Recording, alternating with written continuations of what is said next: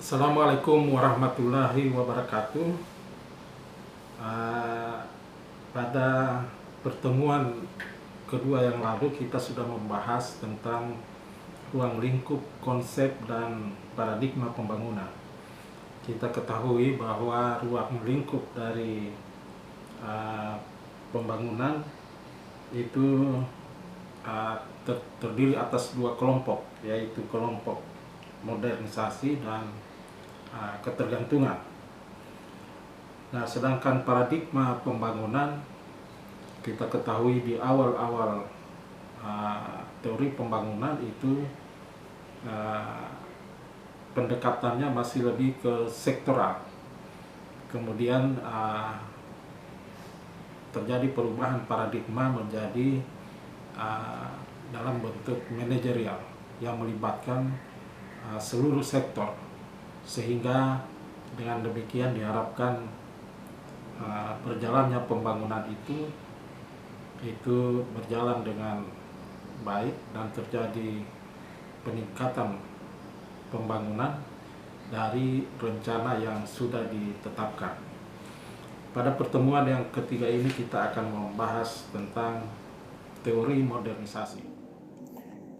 Teori modernisasi adalah bagian dari teori pembangunan yang mengkaji tentang perkembangan pembangunan dari yang belum maju ke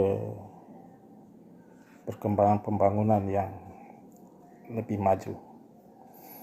Pengertian modernisasi menurut Wilber-Mohr merupakan proses perubahan secara total pada kehidupan masyarakat yang selama ini tradisional ke dalam kehidupan modern, yang ditandai dengan semakin masifnya masyarakat menggunakan teknologi dalam kehidupan sehari-hari. Jadi modernisasi ini perubahan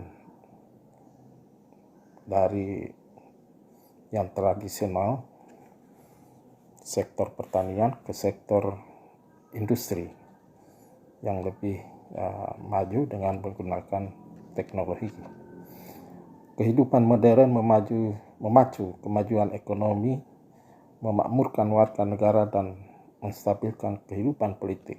Mohr 65. Modernisasi berarti perubahan yang dilakukan secara sengaja atau dirancang secara sengaja dari kehidupan tradisional pada kehidupan yang modern. Ini ditandai dengan adanya industrialisasi yang menjadikan sumber daya yang selama ini berbasis pertanian dikembangkan menjadi industri. Jadi seperti yang dikemukakan tadi, dengan modernisasi menggunakan teknologi yang semakin maju, sektor-sektor tertentu itu berubah menjadi lebih maju pembangunannya dengan menggunakan teknologi. Di pertanian bisa kita lihat peralatan yang digunakan untuk bertani dulunya menggunakan peralatan tradisional seperti kapak, cangkul, dan juga bajak menggunakan hewan. Nah, sekarang berubah menggunakan mesin traktor. Modernisasi ini juga adalah hasil dilakukan pada hasil produk pertanian. Dulunya hasil pertanian langsung dikonsumsi setelah dipanen, tetapi dengan kemajuan pabrik-pabrik itu hasil pertanian diolah menjadi komoditas. Nah, misalnya hasil pertanian jagung tidak dijual dalam bentuk pipiran, tetapi diolah menjadi bahan makanan. Nah, setelah itu dijual ke masyarakat. Dalam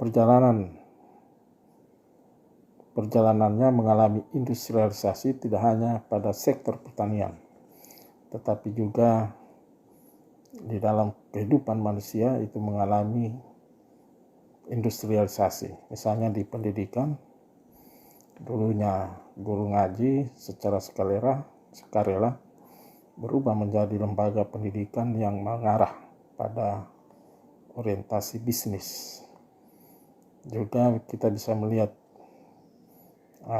bentuknya atau didirikannya sekolah dan perguruan tinggi. Selanjutnya, pengelolaan pendidikan ini dijalankan sebagaimana industri dengan manajemen perusahaan. Begitu pula dengan sektor kesehatan dan sektor lainnya mengalami modernisasi, artinya dengan menggunakan teknologi yang lebih maju.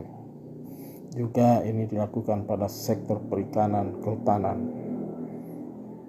yang berbasis pada sumber daya alam. Selanjutnya, sejarah teori modernisasi ini dibagi dalam 3 phase. Phase pertama tahun 50-an dan 60-an. Kemudian phase kedua 70-an sampai dengan 80-an dan phase ketiga 90-an sampai dengan sekarang. Teori modernisasi terlahir dari histori yang krusial pasca Perang Dunia Kedua dengan keberadaan Amerika Serikat yang mendominasi, yang kemudian mempengaruhi negara yang kalah perang di Eropa dan negara yang baru merdeka di Asia dan Afrika, di mana Amerika Serikat dan sekutunya adalah pemenang perang. Kemudian beberapa negara seperti Prancis dan Jerman merupakan yang kalah perang pada Perang Dunia Kedua.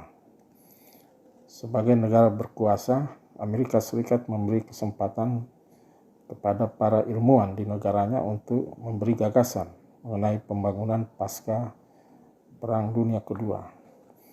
Beberapa ahli kemudian melahirkan pemikiran mengenai teori modernisasi. Modernisasi diyakini sebagai cara untuk memajukan ekonomi dunia. Kemudian didorong oleh Amerika Serikat untuk dipraktekkan di beberapa negara, terutama negara yang kalah perang. Program tersebut dipimpin langsung oleh Jenderal T. Marshall. Keberhasilan program modernisasi tersebut kemudian semakin mengukuhkan keinginan Amerika Serikat untuk melakukan pembangunan berbasis modernisasi di negara lain, yaitu negara-negara yang baru merdeka, terutama di Asia, Afrika. Masa ini masuk pada phase kedua. Pada sisi lain, negara besar seperti Uni Soviet melakukan upaya yang bisa menguasai dunia dengan upaya membuat semacam koalisi dan aliansi dengan negara lain untuk membangun kekuatan global. Kekuatan dan aliansi kemudian menjadi kekuatan tersendiri yang berhadapan dengan Amerika Serikat yang menggunakan modernisasi dan demokratisasi sebagai basis gerakan pembangunan. Nah, jadi ini kita kenal juga dengan Perang Dingin antara Amerika Serikat dan Uni Soviet. Pada tahun 1991, Uni Soviet mengalami keruntuhan. Hal ini mengukuhkan kekuatan dan dominasi Amerika Serikat secara global, terutama dalam menjalankan agenda pembangunan dan demokratisasi di berbagai negara di dunia. Masa ini memasuki phase ketiga dari modernisasi hingga kini. Tokoh-tokoh modernisasi, Harold dan Domar, modal dan investasi, merupakan dua ahli ekonomi yang membicarakan ekonomi pembangunan dan menekankan peran penyediaan modal dan investasi. Jadi modal ini dibutuhkan untuk melakukan investasi pada berbagai sektor sehingga terjadi pertumbuhan ekonomi.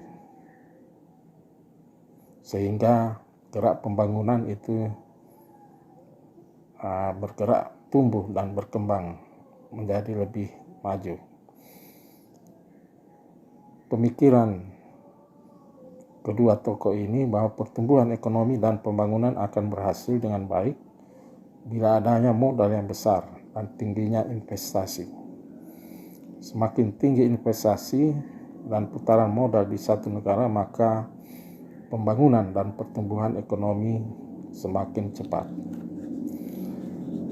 Max Weber, Semangat Kapitalisme dan Etika Protestan. Weber merupakan seorang sosiologi Jerman yang menekankan tentang nilai budaya, termasuk peran agama dalam pembentukan kapitalisme. Agama memiliki peran yang menentukan dalam mempengaruhi tingkah laku individu. Tingkah laku individu tersebut kemudian melahirkan semangat pada kapitalisme, di mana kapitalisme ini bertitik tumpu pada modal untuk berkembangnya pembangunan yang sedang dijalankan. David Cleland dikenal sebagai tokoh ahli psikologi sosial, mendasarkan teorinya pada aspek psikologi individu. Proses kemajuan ekonomi pembangunan didorong oleh adanya motivasi yang disingkat dengan NA. Jadi adanya motivasi dari seseorang maupun masyarakat, maka ini akan membuat pembangunan itu akan tumbuh dan berkembang. Yang dimaksud NA adalah kebutuhan untuk berprestasi yang didorong oleh keinginan untuk berafiliasi, berprestasi tinggi, dan kebutuhan untuk berkuasa. Jadi dengan prestasi yang dimiliki, maka ini akan membuat kemajuan pembangunan itu semakin tumbuh. Kemudian Alex Inkeles dan David Smith, Manusia Modern, merupakan tokoh modernisasi yang menekankan pada manusia sebagai faktor utama penopang pertumbuhan ekonomi dan pembangunan. Jadi kita ketahui bila anggaran tersedia, kemudian teknologi itu sudah modern, tetapi kalau manusianya tidak kompeten, maka akibatnya ini akan mengalami kendala di dalam jalannya pembangunan itu sendiri. Oleh karena itu dibutuhkan manusia modern yang memiliki pengetahuan yang tinggi dan kompeten untuk melaksanakan jalannya roda pembangunan. Pertumbuhan ekonomi dan pembangunan manusia ditentukan oleh keberadaan manusia modern. Tanpa adanya manusia modern, maka jalannya pembangunan menjadi kurang maju. Jose Litz, Faktor Non-Ekonomi, merupakan tokoh teori modernisasi yang menekankan pertumbuhan ekonomi dan pembangunan pada faktor non-ekonomi. Dalam hal ini adalah kewirausahaan. Jadi dibutuhkan wirausaha di dalam membuka usaha-usaha yang baru. Jadi dibutuhkan inovasi-inovasi baru sehingga menyebabkan pertumbuhan ekonomi dan pembangunan itu semakin maju, atau apa yang direncanakan itu akan bisa tercapai dengan baik. Menurut Jose Litz, permasalahan pertama dalam pembangunan dan pertumbuhan ekonomi adalah mengenai kewirausahaan. Jadi wirausaha ini sangat penting, karena bila tidak adanya wirausaha, maka lapangan kerja itu tidak bertambah, maka akibatnya pertumbuhan ekonomi dan pembangunan itu akan terhambat. Kemudian Rostow, 5 tahap pembangunan. Menurut Rostow ini merupakan tokoh paling fenomenal di dalam teori modernisasi. Banyak pemikirannya mengenai 5 tahap pembangunan yang sejalan dengan teori modernisasi. Banyak dianut di berbagai negara dunia. Ada 5 tahap modernisasi menurut Rostow. Tahap pertama, masyarakat tradisional. Pada tahap ini, masyarakat berada dalam kondisi yang tradisional. Masyarakat mengelola potensi perekonomian yang ada secara tradisional. Kemudian, tahap kedua, prakondisi untuk lepas landas. Proses ini ditandai dengan kemampuan masyarakat yang telah memiliki pendidikan dan skill. Jadi SDM-nya sudah berkualitas dan kompeten, sehingga tahap kedua ini dikenal dengan prakondisi untuk lepas landas. Tahap ketiga, lepas landas. Pada tahap ini masyarakat sudah menggunakan teknologi dan berada pada masa industrialisasi. Masyarakat secara umum bisa melakukan kegiatan ekonomi dengan teknologi modern. Nah, Indonesia pernah pada zaman Soeharto itu saat itu akan pembangunannya sudah akan lepas landas. Ini ditandai dengan pendapatan per kapitanya yang sudah tinggi, tetapi kemudian karena akibat masalah politik, maka pembangunan ekonomi itu menjadi tidak berjalan dengan semestinya. Dan ini ditandai dengan adanya inflasi yang cukup tinggi dan juga kenaikan kurs dolar yang tidak bisa diatasi dengan baik. Maka tahap ketiga lepas landas ini menjadi tidak dicapai ya. Tahap keempat itu bergerak ke kedewasaan. Pada tahap ini masyarakat sudah bisa melakukan produksi secara massal dengan teknologi yang telah dikuasai. Setiap masyarakat memiliki kelebihan yang bisa mencukupi kekurangan di masyarakat lain. Hal ini menyebabkan terjadinya globalisasi serta ekspor dan impor. Pada tahap terakhir, kelima, konsumsi massal. Pada masa periode ini konsumsi tidak lagi terbatas pada kebutuhan pokok, namun juga pada aspek lain. Kondisi ini menyebabkan adanya tabungan pada masyarakat yang kemudian diinvestasikan ulang, sehingga terjadi pertumbuhan ekonomi, dan pertumbuhan ekonomi ini dapat menciptakan lapangan kerja baru, sehingga pembangunan itu bergerak ke arah maju sesuai dengan perencanaan yang sudah dibuat. Karakteristik modernisasi, teori modernisasi ini paling dominan dan banyak dianut oleh negara di dunia. Meski begitu, ada sejumlah negara dan komunitas masyarakat yang tidak menerima keberadaan modernisasi karena dianggap menciptakan banyak persoalan global. Beberapa di antaranya adalah konsentrasi kekayaan pada segelintir orang yang ada di Amerika Serikat dan negara Eropa. Jadi yang kaya semakin kaya dan yang miskin menjadi miskin, sehingga terdapat jurang yang semakin melebar antara yang punya kapital, punya modal, dan yang tidak. Selain itu, modernisasi mendorong terjadinya kerusakan lingkungan alam, terutama karena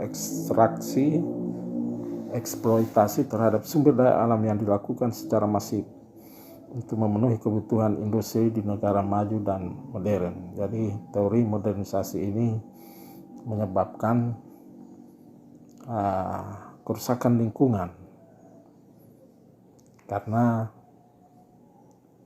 teori ini membutuhkan investasi yang besar. Nah, sehingga terjadi kerusakan lingkungan akibat ingin mendapatkan modal dan tabungan untuk memperbesar modal atau untuk melakukan investasi pada sektor-sektor yang lain. Sebagai pemikiran yang banyak dianut di seluruh dunia, modernisasi memiliki ciri khas atau karakteristik yang bisa dilihat pada beberapa hal berikut.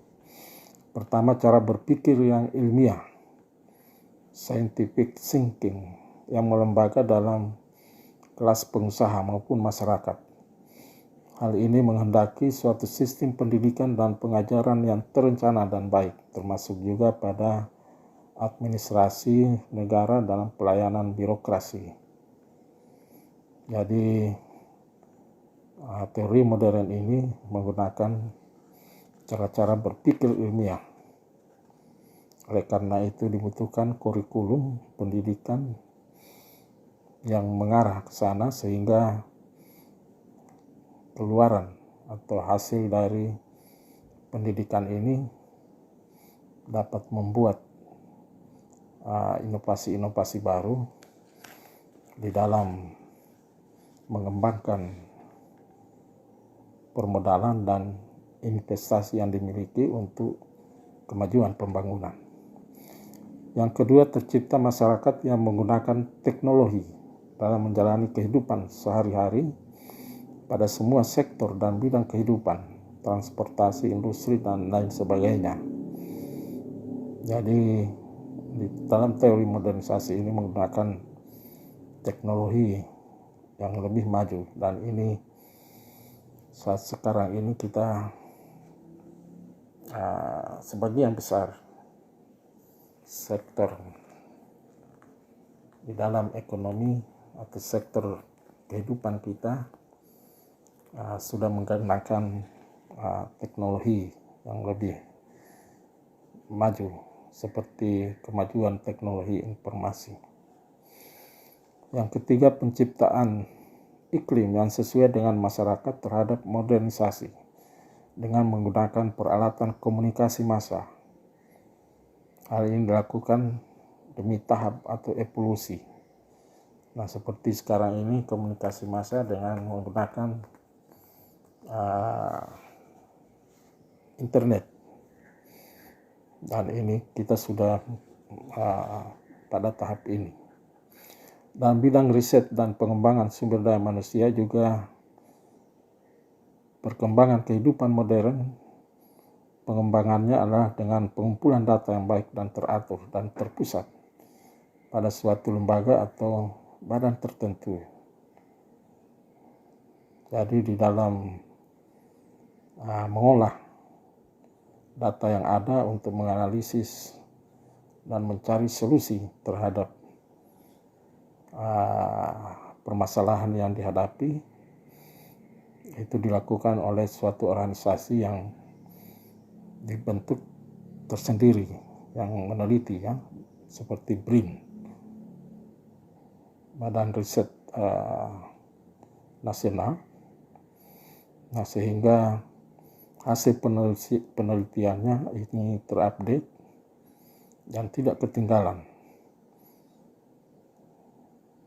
Jadi dengan data dan hasil riset, maka dilakukan analisis yang tepat. Jadi bukan berdasarkan asumsi, tetapi fakta-fakta yang berkembang yang ada, dianalisis secara ilmiah, diidentifikasi, mencari solusinya, sehingga di masa yang akan datang akan dicapai apa yang sudah direncanakan dengan menggunakan perkembangan teknologi informasi yang ada. Demikian materi kita pada pertemuan ini, dan kita akan lebih mendalami lagi tentang teori pembangunan ini pada pertemuan yang keempat. Demikianlah pertemuan kita hari ini yang membahas tentang teori modernisasi. Kita tadi sudah bahas tentang pengertian modernisasi, sejarah teori modernisasi, para tokoh teori modernisasi, dan karakteristik modernisasi. Pada pertemuan yang keempat itu kita akan lanjutkan untuk membahas bagian dari teori pembangunan, yaitu teori partisipasi. Demikian, wabillahi taufiq wal hidayah. Wassalamualaikum warahmatullahi wabarakatuh.